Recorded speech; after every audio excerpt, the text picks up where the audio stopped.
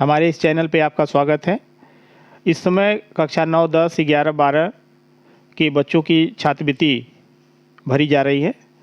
इस स्कॉलरशिप के फॉर्म संबंधी बहुत सी भ्रांतियाँ रहती हैं, तो इसे सही से भरने के लिए किन किन चीज़ों की आवश्यकता है, क्या इसकी क्वालिफ़िकेशन है, क्या इसकी पात्रता है, मैं इसको डिटेल में आपको बताता हूँ। तो इस छात्रवृत्ति को कक्षा 9, 10, 11 और 12 के छात्र छात्राएं जो इस समय पढ़ रहे हैं वो आवेदन करेंगे। आवेदन की पात्रता, eligibility for applying online scholarship, वे छात्र छात्राएं जो उत्तर प्रदेश के निवासी हों, अभिभावक की आय सभी स्रोतों से SC ST कैंडिडेट के लिए 2,50,000 से अधिक न हो, OBC, माइनॉरिटी और जनरल स्टूडेंट्स के लिए 2 लाख से अधिक न हो, अर्थात SC ST के वो कैंडिडेट जिनकी आय सीमा 2,50,000 से अधिक नहीं है भर सकते हैं। OBC, माइनॉरिटी और जनरल के बच्चे जिनकी अभिभावक की आय 2 लाख से अधिक नहीं है वो भर सकते हैं। इस आवेदन के लिए क्या क्या चाहिए, तो सबसे पहला तो ये है कि निवास प्रमाण पत्र जो कि तहसीलदार द्वारा बना हुआ होता है। दूसरा, जाति प्रमाण पत्र, SC ST OBC और माइनॉरिटी के लिए यह आवश्यक है। जनरल के लिए जाति प्रमाण पत्र की आवश्यकता नहीं होगी।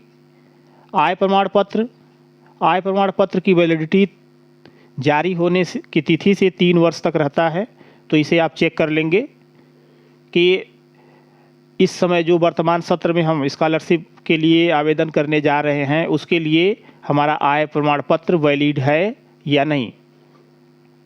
आधार जो कि बैंक खाता से लिंक होना चाहिए। बैंक पासबुक की कॉपी, फोटोकॉपी जिसमें IFSC कोड एवं खाता संख्या साफ साफ लिखा हो, क्योंकि छात्रवृत्ति सीधे बच्चों के खाते में जाती है। एक फ़ोटो विद्यालय यूनिफॉर्म में स्कैनिंग के लिए जो कि उस पर फॉर्म पे जो है आवेदन फॉर्म पे रहती है।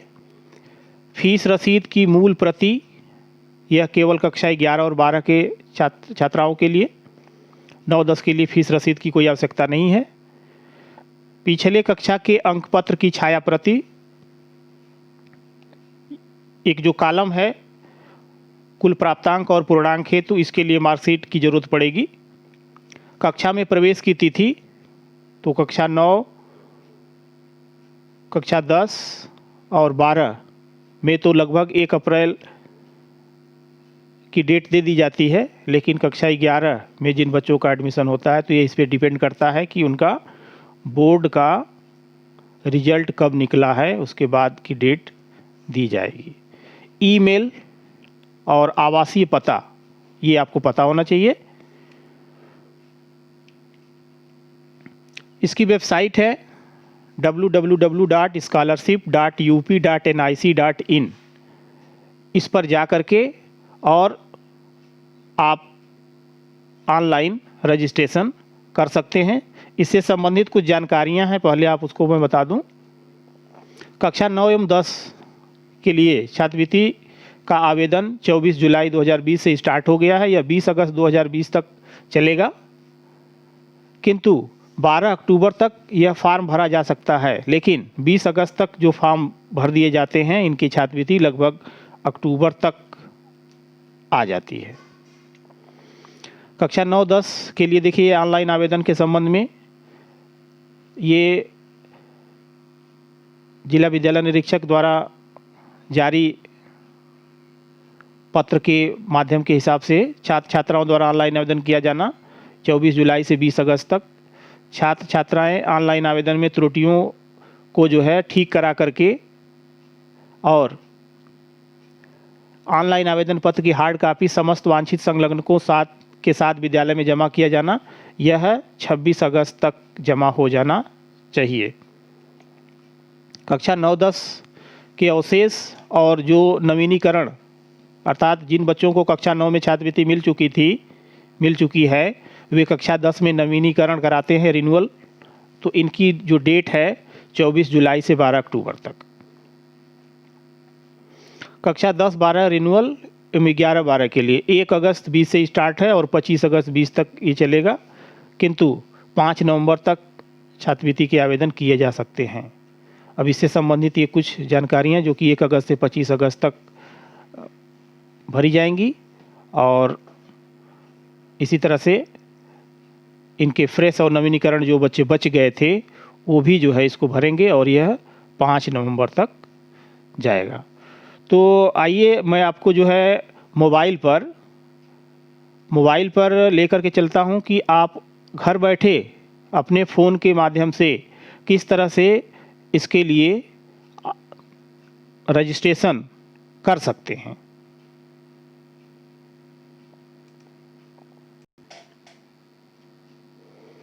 आप गूगल पर ये सर्च लिख करके आया, आप इस पर जो है www.scholarship.up.nic.in ये क्लिक करेंगे और इसके बाद सर्च करेंगे।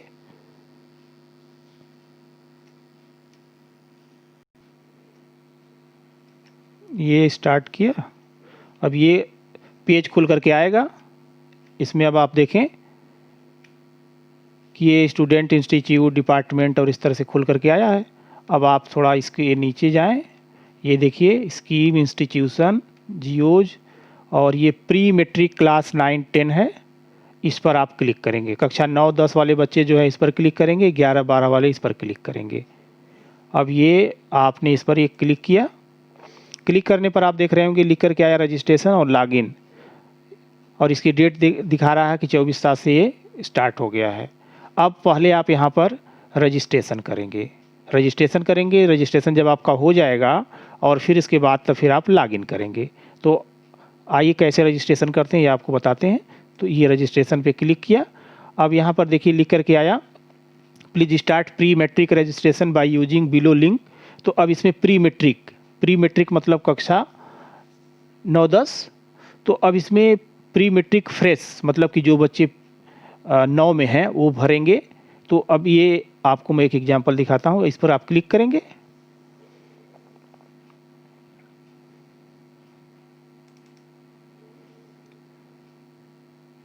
तो ये खुल करके आया। अब यहाँ देखें उत्तर प्रदेश में कक्षा 9-10 सत्र 2019-20 सत्र यहाँ पर 19-20 लिखा हुआ है, अध्ययनरत छात्राओं की रजिस्ट्रेशन फॉर्म। अब ये सबसे पहला है जिला। अब यहाँ से आप इसको सेलेक्ट करेंगे तो यहाँ से देखिए सपोज कर लीजिए कि आप गोरखपुर के हैं, तो ये गोरखपुर को क्लिक किया, गोरखपुर इसमें आ गया। सभी कैपिटल लेटर में होने चाहिए, इस बात का ध्यान रहे। शिक्षण संस्थान के लिए आप अपने विद्यालय का नाम जो है यहाँ से लिखेंगे। तो जैसे मान लीजिए आपके विद्यालय का नाम है एनी रेलवे, तो अगर आपके विद्यालय का नाम एनी रेलवे है तो आप यहाँ से इसमें सर्च करिए।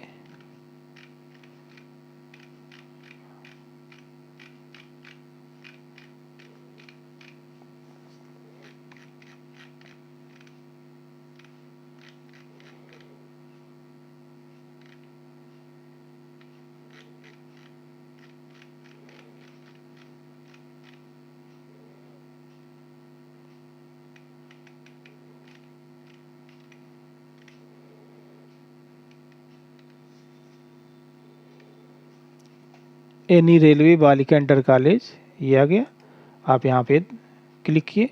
फिर इसके बाद देखिए लिख के आएगा वर्ग जाति समूह, तो आप किससे बिलोंग करते हैं, अनुसूचित जाति, जनजाति या सामान्य वर्ग। तो सपोज कर लीजिए हमने क्लिक कर दिया सामान्य वर्ग। धर्म,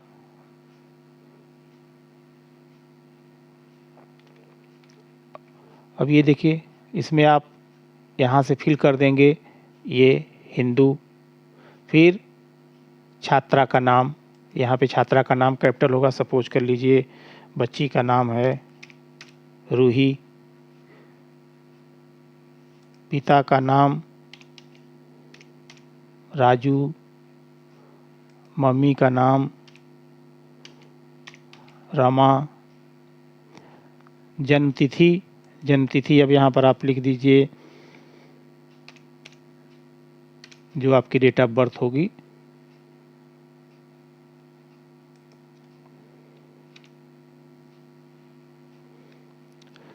ये इसी फॉर्मेट में होना चाहिए, तो यहाँ से आपको सेलेक्ट करना पड़ेगा।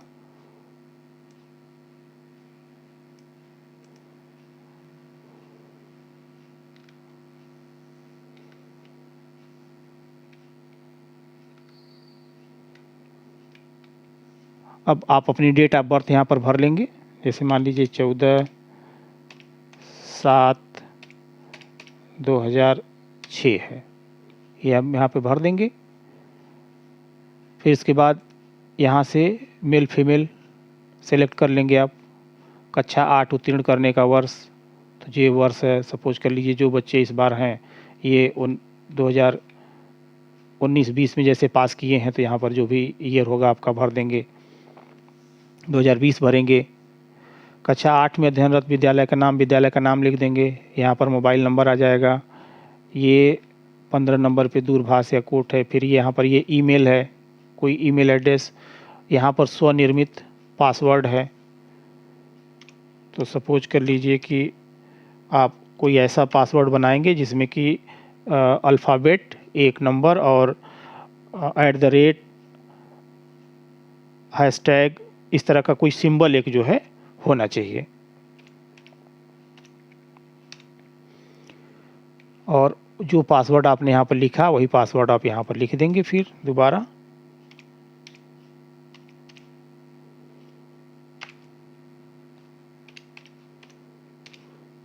ये आपने लिख दिया। फिर इसके बाद यहाँ पर जो कैप्चा है इसको देखें,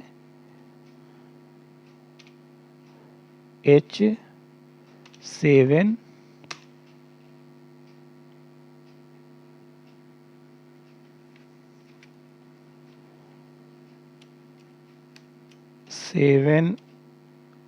ELS, और फिर आप यहाँ से इसको सबमिट कर देंगे। अब देखिए सब पासवर्ड में कुछ कमी बता रहा है, ये आपको पासवर्ड फिर से बनाना पड़ेगा। तो पासवर्ड जो है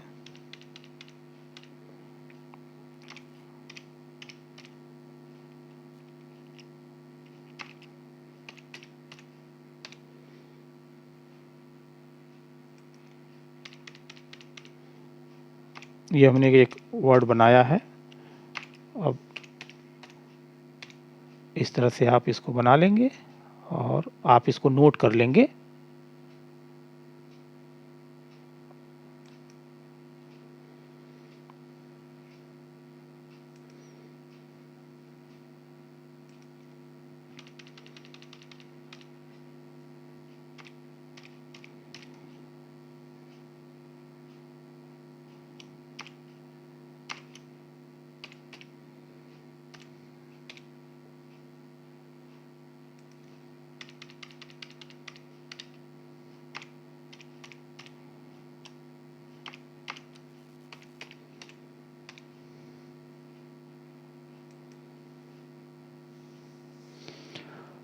इस तरह से करेक्ट पासवर्ड बना करके आप यहाँ से ओके कर देंगे। ये सबमिट हो जाएगा। सबमिट होने के बाद इसमें देखिए पासवर्ड में दिया था कि 6 से 12 कैरेक्टर के बीच में होना चाहिए, जिसमें एक नंबर, एक कैपिटल लेटर और एक स्पेशल कैरेक्टर होना चाहिए। ये सिंबल दिए गए हैं, इसके बिना ये बनेगा नहीं। तो इसमें जो है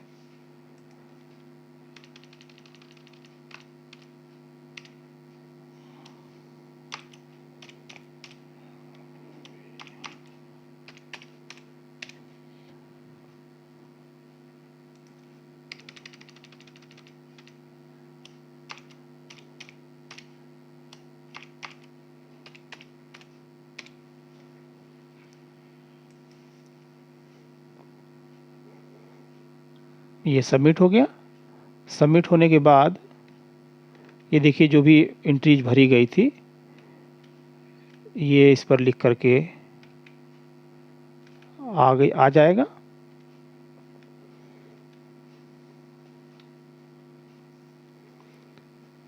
सबमिट हो जाएगा।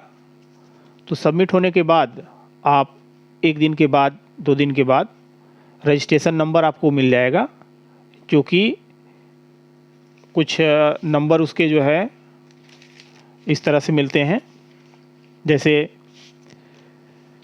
6800565294900021, इस तरह से एक रजिस्ट्रेशन नंबर मिल जाएगा। यह रजिस्ट्रेशन नंबर आपको नोट कर लेना होगा और यह रजिस्ट्रेशन नंबर आपको भविष्य में भी काम आएगा। तो रजिस्ट्रेशन नंबर और पासवर्ड जो आपने खुद बनाया है, ये दोनों आप सुरक्षित रखेंगे या इसकी कॉपी निकाल करके रखेंगे। और फॉर्म को जो है पूर्ण रूप से भर करके और उसकी कॉपी निकाल करके उसके साथ जितने भी डॉक्यूमेंट्स हैं, सभी डॉक्यूमेंट्स की स्वहस्ताक्षरित कॉपी लगा करके और जो संबंधित टीचर होंगे विद्यालय में आपके, उनके पास आपको उनको सबमिट करना होगा। तो इसको भरने में आप देरी न करें। जितना जल्दी भरेंगे फॉर्म आप, उतना ही जल्दी स्कॉलरशिप आने के चांसेस होंगे। Thank you.